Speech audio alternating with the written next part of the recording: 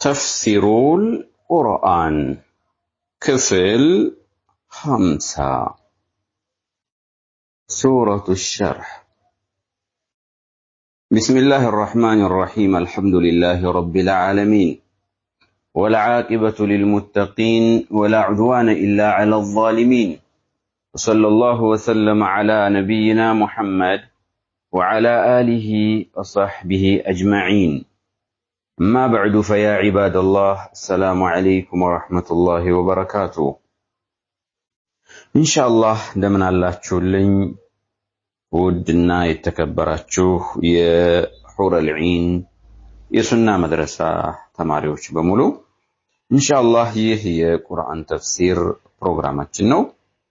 زاري من قديه كاكو من بيت كسورة الشرح وإم سورة ألم نشرح مالتنا سنة من نايبت من ما ماربت برنامجنا مالتنا.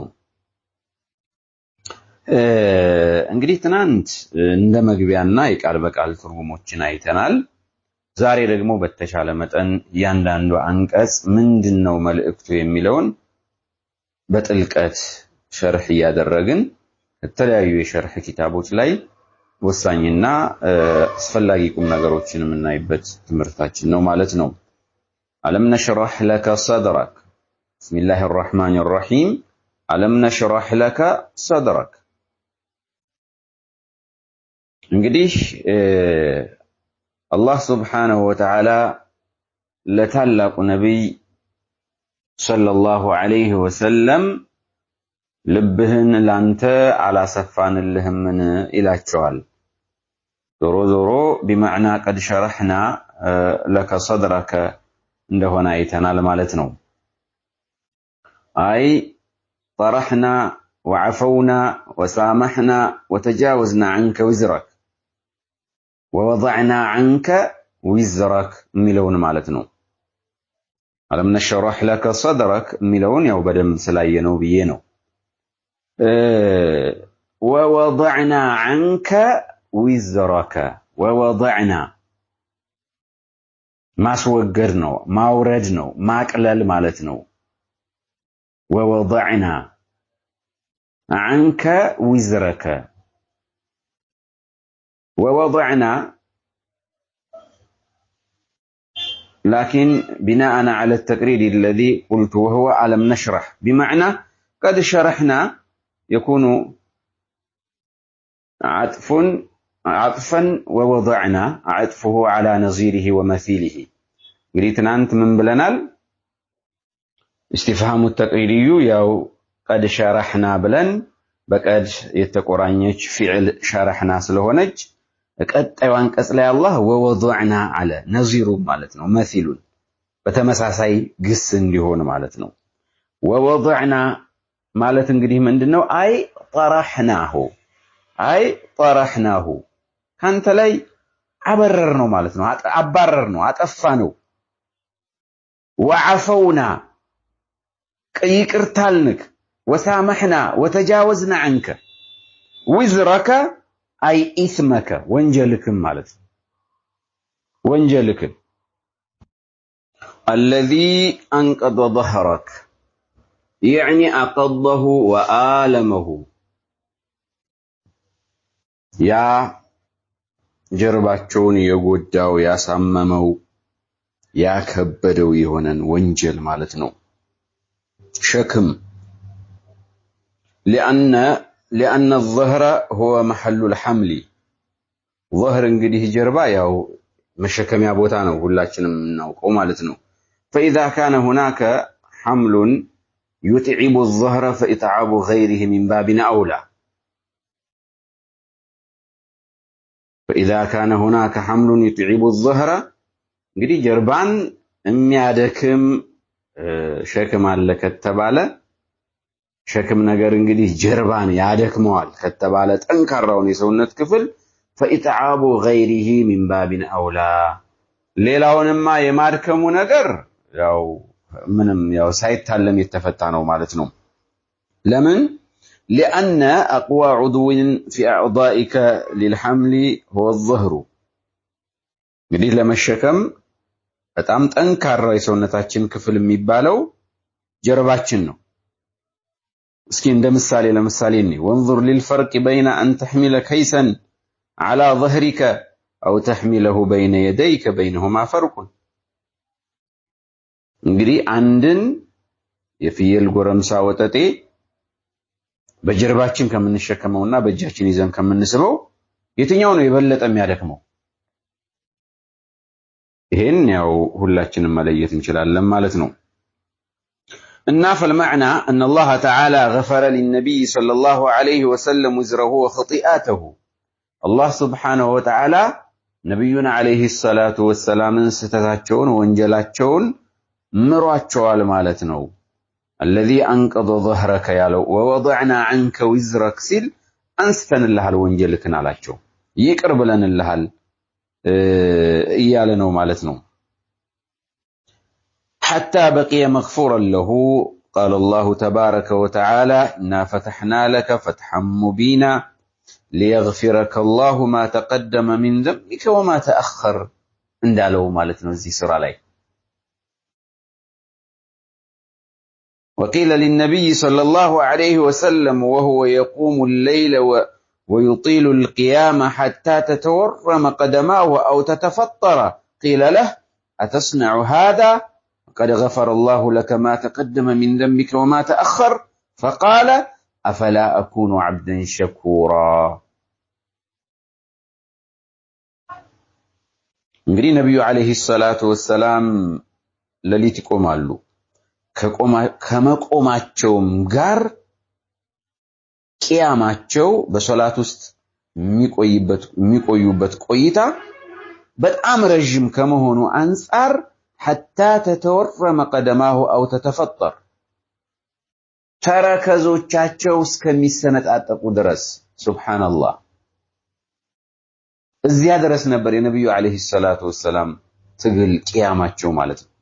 እንደዚያም ሆኖ ግን ምን ተብለዋል? قد غفر الله لك ما تقدم من ذنبك وما تأخر الله سبحانه وتعالى የሚመጣውንም ያለፈውንም ወንጀልክን ምሮልሃል ተብለዋል። ይኸው سورة الفتح ملايتنا ليغفرك الله ما تقدم من ذنبك وما تأخر بلواتشوال يام كمهونو غارغن كعبادة أي وزنو سلازي إن إهن يأكل درجة كبر تستوت انديتنو لمن دن إهن يأكل راسوت نميقودوت بعبادة تركزو سكمي السنة أتقدر استبلو سيتأيقو أفلا أكون عبدا شكورا مسجون باريو علىهون من علو الله أكبر اللهم صل وسلم على نبينا محمد إذن مغفرة الذنوب المتقدمة والمتأخرة ثابتة بالقرآن والسنة سلازي النبي عليه الصلاة والسلام يألفنا يودفت ميمت ونجلو تشاچون لتمارو لاتشو بقرآن بحديث يصدق أنه مالتنو هي انجلي يساچو خصائصنو ليلا لا يلب هذا من خصائص الرسول صلى الله عليه وسلم لا أحد من الناس يغفر له ما تقدم وما تأخر إلا الرسول صلى الله عليه وسلم أما غيره فيحتاج إلى توبة من الذنب قد يغفر الله له بدون توبة ما دون الشرك ስለዚህ ነብዩ አለይሂ ሰላቱ ወሰላም ይሄ የሳቸው خصائص ነው እሳቸው ብቻ የተሰጣቸው የሳቸው ብቻ ክብር ነው ይሄ ያለፈውንና የሚመጣውን ወንጀል መማራቸው ማለት ነው ሌላው የግድ ተውባ ያስፈልገዋል ማለት ነው በተለይ ሽርክ ከሆነ ያለ ተውባ አላህ እንደማይመረው ራሱ በቁርአኑ ተናግሯል ማለት ነው لكن الرسول عليه الصلاة والسلام نجزم بأنه قد غفر له ما تقدم من ذنبه وما تأخر ولهذا قال ووضعنا عنك وزرك الذي أنقض ظهرك يا شكم يهونبكن جربهن يا كبدو يهونون وانجلكن عوردن اللهل عراكفن اللهل يقرب لهنهل إلى شوال الله سبحانه وتعالى ورفعنا لك ذكرك رفع ذكر الرسول عليه الصلاة والسلام لا أحد يشك فيه الله سبحانه وتعالى የመልእክተኛውን መወሳት እንግዲህ ከፍ አድርጎታል ማለት ነው። አላህ ሱብሓነሁ ወተዓላ ክብራቸውን ከፍ አድርጎታል። መወሳትህንም ላንተ ከፍ አደረግንልህ ሲል እንግዲህ ምን ማለት ነው የሚለውን ስናይ አንደኛ لأنه يرفع ذكره عند كل صلاة في أعلى مكان وذلك في الأذان أشهد أن لا إله إلا الله وأشهد أن محمدا رسول الله هي عندنا أذان لي እንዲወሱ አድርጓቸው አለ አላህ። ይሄ ትልቅ መካን ነው፣ ትልቅ ቦታ ነው። አዕላ መካን እዚያ ላይ አንድ ትልቅ ውዳሴ እንዲያገኙ አድርጓል። ثانيا يرفع ذكره في كل صلاة فرضا في التشهد فإن التشهد مفروض ሌላ ሁለተኛ ሶላት ውስጥ ተሸሁድ ላይ ይሄው ሸሃዳ መጥቶ ስማቸው በክብር እንዲነሳ ተደርጓል ማለት ነው። وفيه أشهد أن لا إله إلا الله وأشهد أن محمدا عبده ورسوله ስለምንል ማለት ነው። ሌላው ሶስተኛው ቦታ የነብዩ አለይሂ ሰላቱ ወሰላም ክብር ስማቸው ከፍ የሚልበት ቦታ ለዚህ ነው እንግዲህ ወረፈዕና ለከ ዚክረክ አላህ። ወረፈዕና ከፍ አደረግን ለከ ላንተ ዚክረከ መወሳትክን ሲላቸው ብዙ ቦታዎች ላይ ናቸው ማለት ነው። يرفع ذكره عند كل عبادة ሁሉ ዒባዳ ላይ ነብዩ አለይሂ ሰላቱ ወሰላም ይታሰባሉ ይወሳሉ ማለት ነው። እንዴት كل عبادة مرفوع فيها ذكر الرسول صلى الله عليه وسلم ያንዳንዱ ዒባዳ የነብዩ አለይሂ ሰላቱ ወሰላም ትውስታ አለበት የሳቸው ሸርጥ ትገባለች። وذلك لأن كل عبادة لا بد فيها من شرطين أساسيين هما الإخلاص لله تعالى والمتابعة للرسول عليه الصلاة والسلام እንግዲህ ያንዳንዱ ዒባዳ ትክክለኛ ዒባዳ ማለት ነው። እንደው ዝም ብሎ አይደለም። ትክክለኛ ዒባዳ በእያንዳንዷ ቅጽበት በተፈጸመበት ሁኔታ ሁለት ነገሮችን ካላሟላ ተቀባይነት የለውም ብለናል። እሱ ምንድነው? አንደኛው ኢኽላስ ነው፣ ሁለተኛው ሙታባዓ ነው ማለት ነው። ሙታባዓ ላይ ነብዩ አለይሂ ሰላቱ ወሰላምን እያስታወስን ነው ማለት ነው። ومن المعلوم أن المتابع للرسول صلى الله عليه وسلم سوف يستحضر عند العبادة أنه متبع فيها رسول الله صلى الله عليه وسلم እንግዲህ ሁላችንም እንደምናውቀው ማንኛውም ሰው የነብዩ አለይሂ ሰላቱ ወሰላም እውነተኛ ተከታይ ነኝ ብሎ ነው አይደል ዒባዳ የሚፈጽመው። ስለዚህ ይሄ ማለት ያው فهذا من رفع ذكره ነብዩና አለይሂ ሰላቱ ወሰላም ከማስታወስ ነው ብሎ መውሰድ ይቻላል ማለት ነው። ወረፈዕና ለከ ዚክረክ ሲል እንደው ማውሳት ብቻ አይደለም። ዚክረከ ስማቸው እንግዲህ መወሳትህን ላንተ ከፍ አድርገንልሃል ሲል በዚህ ብቻ የሚታጠር አይደለም ማለት ነው። በጣም ሙፈሲሮች በዚህ ላይ ብዙ ሐሳብ ሰጥተዋል ማለት ነው። እንግዲህ አላህ በዚች የተከበረች የቁርአን አንቀጽ ላይ ገና ሲጀምር አለም ነሽረህ ለከ ሰድረክ አለ። አለም ነሽረህ ለከ ሰድረክ ልብህን አላሰፋንልህምን አስፍተንልሃል አለ። ወወضዕና ዐንከ ወዝረክ አለ። ይሄ ትልቅ ክብር እኮ ነው። ወንጀልክን ካንተ አነሳን አወረድን አለ።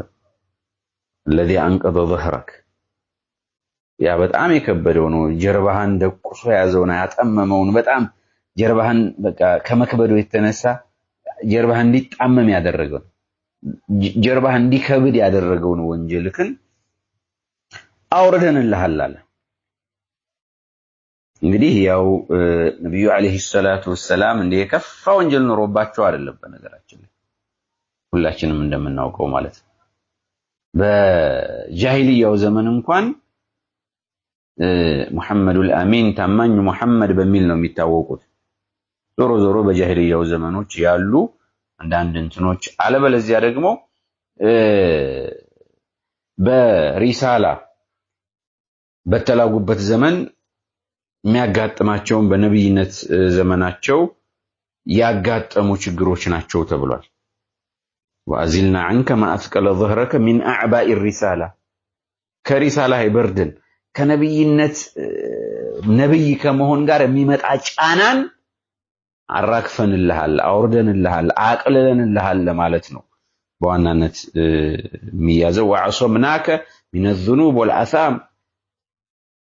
وطهرناك من الأدناس ምክንያቱም ያው ያለፈውም ወደፊት የሚመጣውም ተምሮልሃል ስለተባሉ ብዙም ወንጀል ጋር ዋናው ወንጀል ጋር የሚያያይዘው ነገር የለም ይሄን ሁላችንም እንድንወስድ ይፈልጋል ስለዚህ ይሄን ሁሉ ክብር ይሄን ሁሉ ደረጃ ከሰጣቸው በኋላ ወረፈዕና ለከ ዚክረክ አለ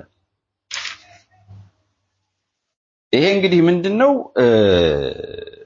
ቢአን ጀዐልናከ ረፊዕ الشأن سامي المنزلة عظيم القدر ومن مظاهر ذلك أننا جعلنا اسمك مقرونا باسمنا في النطق بالشهادتين سمهن كسمعنا قرأيتنا الله للاجو اللهم صل على محمد وعلى سيدنا محمد أشهد أن لا إله إلا الله سن البشهادتين وفي الأذان وفي الإقامة وفي التشهد وفي غير ذلك من العبادات قدم يأينه وأننا فضلناك على جميع رسلنا كهلم نبياتك أبلطوا أتشوال إيه راسو رفع الدرجات نو موسات كف كما درجنا ومالتنا بل على جميع الخلق على الإطلاق إن كان كنبياتك كملكتنيوش بتشارلم كسولج بمولو نبي عليه الصلاة والسلام يبلايناتشو وأننا أعطيناك الشفاعة العظمى تلقون ملجات تلقون شفاعة مسطواتشوال إهم ليلاو ليو يساتشو لك إنانو مالتنا الله سبحانه وتعالى تلاق النبي صلى الله عليه وسلم ببزو نجرنو يالاك أتشو مالتنا ذكرناك في الكتب المنزلة على الأنبياء قبلك كساتشو بفيت يوردو ملكوتاوي مصحفتوች ላይ ስማቸው እንዲወሳ አድርጎላቸዋል وأمرناهم بالبشارة بك ቢሻራም እንዲናገሩ እንደዚያ ነብያቶች ወደፊት መሐመድ የሚባል ለመጨረሻው አካባቢ መሐመድ የሚባል ነብይ ይወጣል ይያሉ ለህዝቦቻቸው እንዲናገሩ አድርጓል وقيل رفعنا ذكرك عند الملائكة في السماء እሳቸው መወሳት መላእክቶች ዘንድ እንዲያነሷቸው ስማቸውን ያደረገበት ሁኔታ አለ وعند المؤمنين في الأرض الله أكبر ስለዚህ ورفعنا لك ذكرك በጣም በብዙ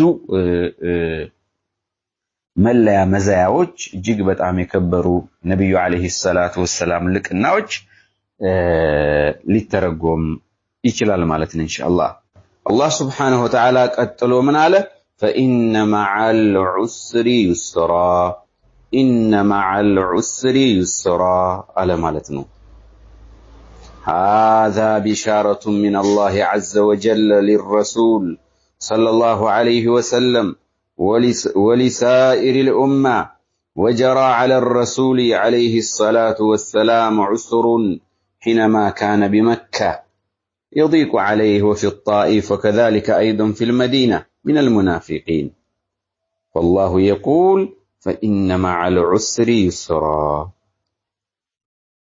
الله እንግዲህ ምን አለ ከችግር ጋርም ምቾት አለ ከፈተና ጋር ድል አለ አይዞህ ያ መሐመድ አላቸው ማለት ነው ይሄ ቢሻራ ይሄ ብስራት እንግዲህ ወሊሳኢር الامه ለሌላውም ህዝብ ለኛም ሁሉ ይሆናል ማለት ነው በህይወታችን ብዙ መከራዎች ብዙ ጨለማዎች ብዙ እንከኖች ብዙ አደጋዎች ሊያጋጥሙን ይችላሉ ማለት ነው እነዚያ ግን በተቃራኒ ይገፈፋሉ ማለት ነው በአላህ ፈቃድ አለ ሁሌም እንደጨለማ አይቀርም ይነጋል ሁሌም እንደታመምሽ አትቀሪም ትሽሪያለሽ ሁሌም እንደተቸገርሽ አትቀሪም አንድ ቀን ያልፍልሻል የግድ ነው ይሄ አላህ Subhanahu Wa Ta'ala ሱና ነው ማለት ነው فإن مع العسر يسرا يعني كما شرحنا لك صدرك ووضعنا عنك وزرك ورفعنا لك ذكرك وهذه نعم عظيمة كذلك هو العسر الذي يصيبك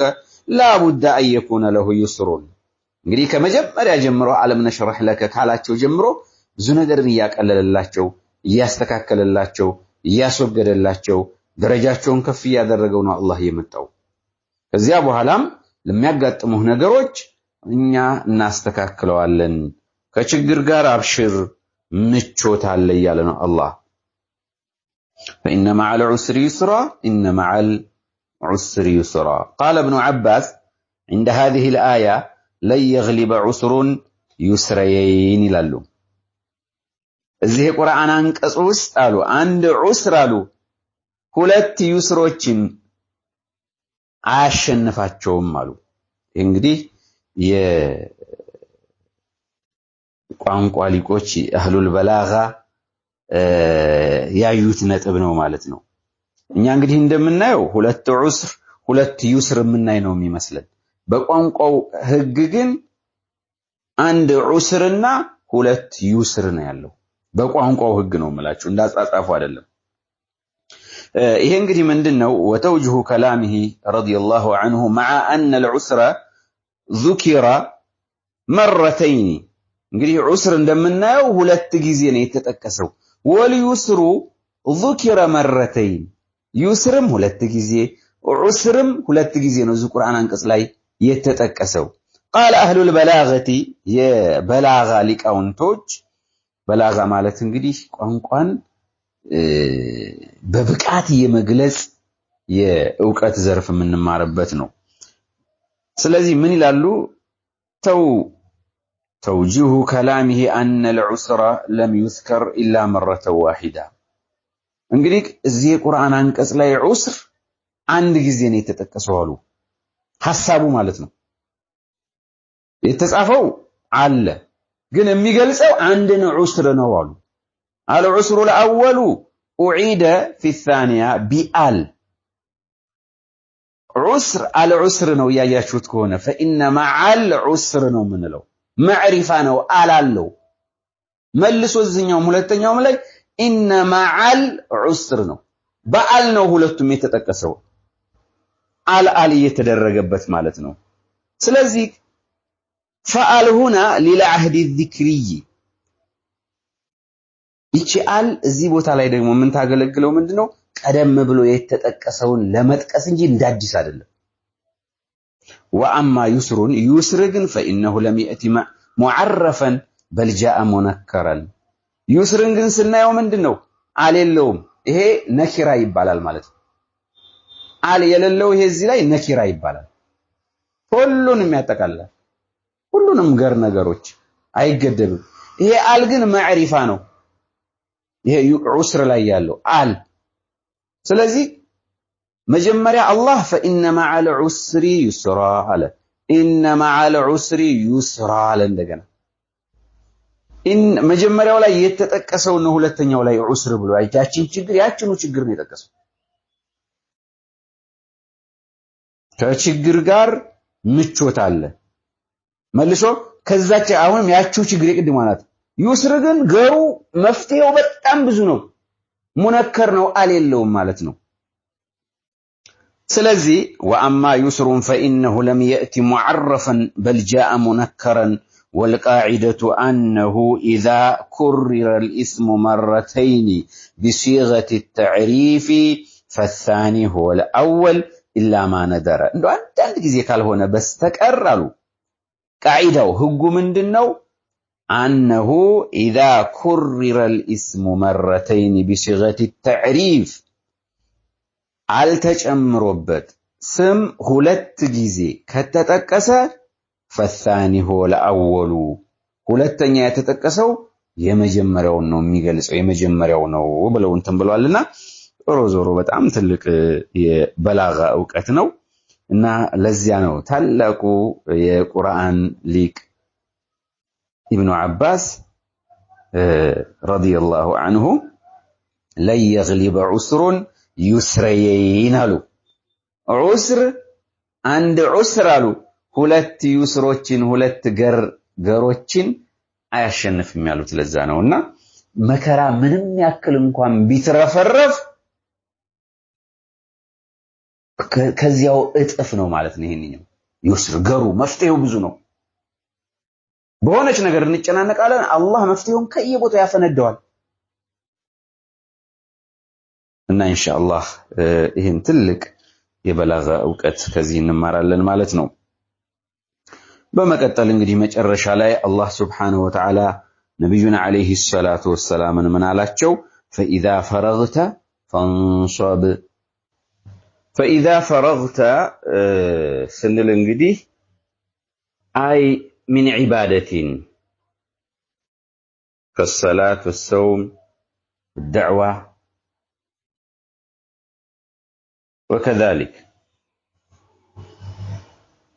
ስለዚህ እንዲህ አይነት ዒባዳዎችን ስትጨርስ ሶላት ሊሆን ይችላል፣ ጾም ሊሆን ይችላል፣ ዱዓ ሊሆን ይችላል። فأتعب نفسك بأخرى በሌላኛው የዒባዳ አይነት ከስበል ሐላል ስራ ሊሆን ይችላል።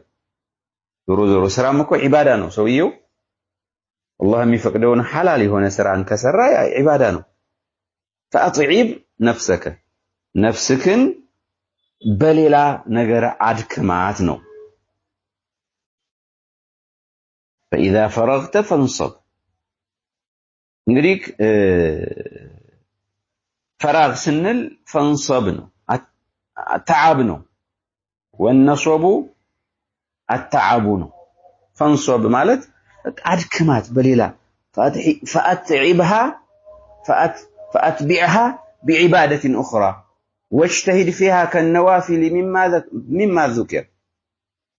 قال ابن عباس من يلالو إذا فرغت من الصلاة المكتوبة فانصب إلى ربك في الدعاء. صلاة كجرسك عندنا دغمو ጌታህን በዱዓ ፈልገው ወርገብ ኢለይሂ ፊል መስአለቲ ዩዕጢክ ከሱ ሌላ ጥያቄን አቅርብ ፈልግ ይሰጣል ይላሉ። فإذا فرغت فانصب ለሁላችንም ይሄ ትልቅ መርህ ነው። መድከም የለብንም። አንድ ዒባዳ ሰርተን ሌላውን ዒባዳ ማስከተል አለብን። ዒባዳችንን ስንጨርስ በዱንያ ላይ ደግሞ መስራት ያለብንን ከስበል ሐላላችንን መስራት አለብን። فإذا قضيت الصلاة فانتشروا في الأرض وابتغوا من فضل الله ብሏል አላህ።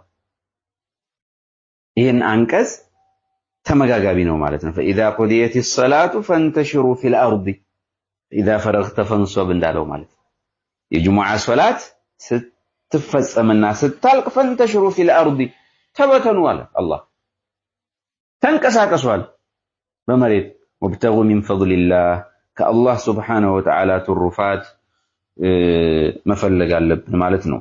فإذا فرغنا من شغل اشتغلنا في آخر وإذا فرغنا منه اشتغلنا في آخر وهكذا ينبغي أن يكون الإنسان دائما في جد.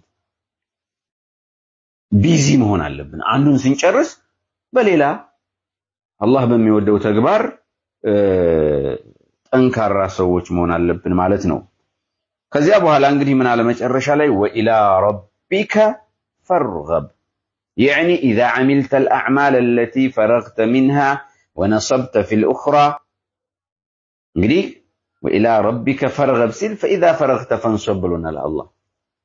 አንድ ዒባዳ ሲጨርስ ወደ ሌላ ዒባዳ ላይ ግባ፣ ወደ ሌላ ስራ ላይ ግባ አለ።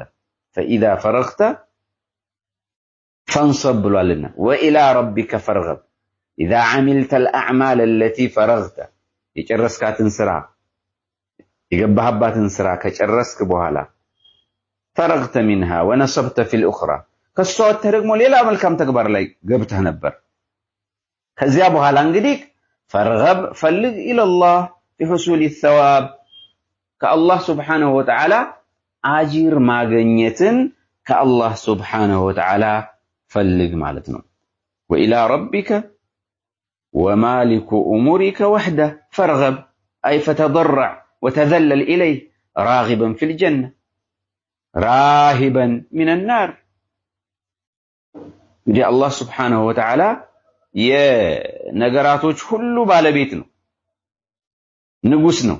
ስለዚህ وإلى ربك ወደ ጌታህ ፈልግ እሱ ነውና ጀነትንም ሰዋብንም አጅርንም የሚሰጠው እሱ ስለሆነ ማለት ነው። ፈርገብ አይ فتضرع ለሱ ተናነስ ፈልግ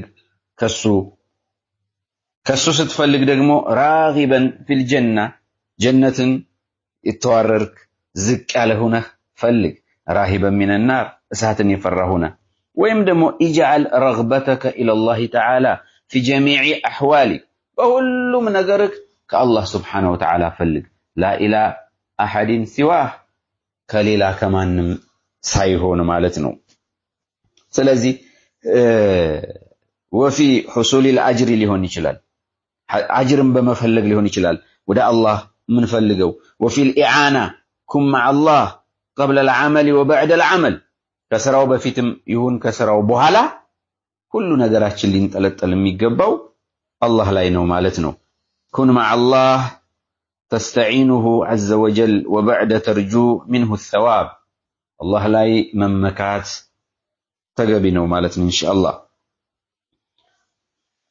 ሌላው ከዚህ የመጨረሻው አንቀጽ የምንማረው ትልቅ የበላጋ ዕውቀት አለ وإلى ربك فارغب ነው የሚለው ፈርገብ የሚለውን ግስ እንግዲህ እዚህ መጨረሻ ላይ ነው የመጣው ማለት ነው فائدة بلاغية إلى ربك متعلقة من حيث الإعراب براغب وهي متقدمة عليها وتقديم المعمول يفيد الحصر معمول تقديم أدرجنا ولا مالتنا كجس بفيتني متو وإلى ربك فارغب فرغب إلى ربك نبر مهني نبربت فرغب نبر مقدم يالبت معمول إلى ربك يميلو تقدموال إيه لمندنو سيبال وتقدم المعمول يفيد الحصر معمول ماسقدم كغسو بفيت معمول ماسقدم إلى ربك يميلو نو معمول اسو مقدمو منن يستقمنال حصر ብቻ የምትለው ማለት ነው ከጌታ ብቻ ፈልግ ይችን ብቻ የምንትለው አንተ ትርጉም ለማምጣት ማዕሙሉ ከፊት መጣ ማለት ነው ስለዚህ يعني الى الله لا الى غيره الى الله وحده الله ብቻና ብቻ ፈልግ ማለት الله اكبر فرغب في جميع امورك من الله وحده كالله سبحانه وتعالى ብቻ ፈልግ የሚለውን ትልቅ ዕውቀት ያሲዘናል ማለት ነው ይሄ በላጋ እንግዲህ ኢንሻአላህ የሱረቱ الشرح ተካላይ ትንታኔ ይሄን ይመስላል ማለት ነው ወሰለላሁ ወሰለም على نبينا محمد والله اعلم